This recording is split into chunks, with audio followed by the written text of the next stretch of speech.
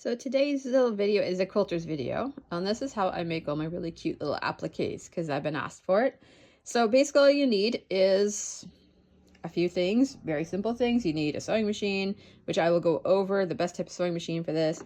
You just need your fabric, some background fabric, and interfacing, which is either a light or medium weight sew-in interfacing that you can get at any sewing supply store. All right, so what you do, very simply, is you draw your shape onto the interfacing. Okay, there we go. I have used a Fix-On pen because they show up, they stay, and I'm going to iron this, so that's going to disappear and it'll be tucked under. I don't recommend it for other uses, but I do recommend it for this one. You can also use a water-soluble pen that will disappear, or if you can do it right away, an air pen. So basically what you're going to do is just put your interfacing with your shape on it, right on your piece of fabric.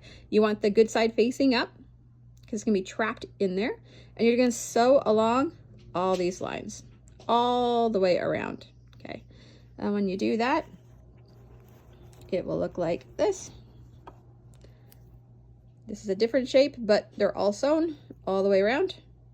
And then you're going to cut it out. So when you cut it out, I'll do this one here. You cut it out so it's about 1/4 inch to 1/8 inch away. And anytime you have an inward curve like in here, you want to be able to notch it. So basically make a little notch right here. Don't cut through the line though. Notch right here and notches here. It's really hard to hold the camera still, so I hope this isn't horrible. Okay, and then what you're going to do is just create a slit here, but only through the interfacing, and flip it right side out. So that's how you do those ones. Now, if you're going to do one that's going to be tucked under something, what you can do, these are going to be petals. So it is sewn here. I do back stitch here and here. And then I'm just going to cut it out. No need to watch because there's notch it because there's no inward curves. And you just flip it out through the bottom, which will have a hole. If I can do this on camera, probably can't. But anyway, that there is open at the bottom, so you can just flip it through. Okay, then you're just going to iron it. What they look like when they're flipped through is this here. Isn't that cute? There's a tulip. And on the back, you can see the little hole that I made in the interfacing to flip it over. Okay. There we go. And then what you're going to do is you're going to stick that on your background and sew it on. Now you can sew this thing by hand. Just do little stitches all along here. That's easy peasy. You can use a zigzag stitch or something too if your machine doesn't have a blanket stitch, but you know, you want to have it look as good as you can. I just like a blanket stitch. It's super easy to do on a machine.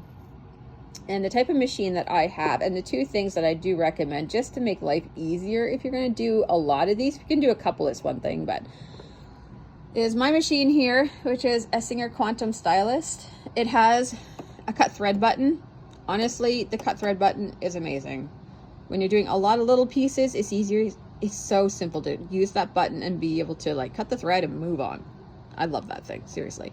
The other thing is to have a blanket stitch. So this one here has a blanket stitch feature, which is, where is it?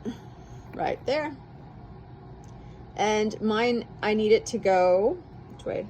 Yeah, I need it to go the direction that it's in on here. But a lot of them are overlocking stitches on most machines, and they actually go the other way. Some machines you can also just reverse it. Like this machine here, I can have that go either way. And I can play with how long these parts are and how tight these parts are. So that there does make it a lot easier and makes it look really, really pretty. You could also do other things like this too. You could do that stitch there, although this one here is going to be sticking out of your fabric. If you're putting things side by side, that's actually a really sweet one to do.